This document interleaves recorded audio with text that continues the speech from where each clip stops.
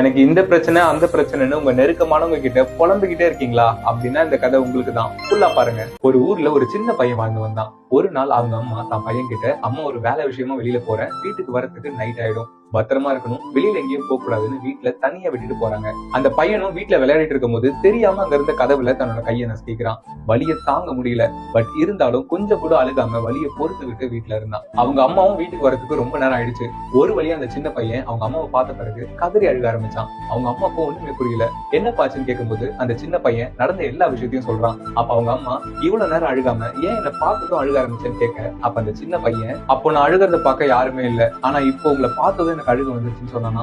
இதே மாதிரிதாங்க நம்ம லைஃப்லயும் நமக்கு ஆறுதல் செலுத்துறதுக்குன்னே ஒரு கூட்டம் இருக்கிற வரைக்கும் நமக்கு அது பிரச்சனை இது பிரச்சனைன்னு புலம்பிட்டு தான் இருக்கும். பட் உண்மை என்னன்னா, நம்ம மேல அக்கறை செலுத்துறதுக்கு ஆளே இல்லைன்னா கூட நம்மளால அந்த பிரச்சனையை சமாளிக்க முடியும். என்ன சொல்றீங்க? இந்த மாதிரி நீங்களும் உங்க லைஃப்ல பண்ணிருக்கீங்கன்னா ஜஸ்ட் எஸ் ஒரு கமெண்ட் பண்ணிட்டு உங்க ஃப்ரெண்ட்ஸ்க்கு அந்த ஸ்டோரியை ஷேர் பண்ணுங்க.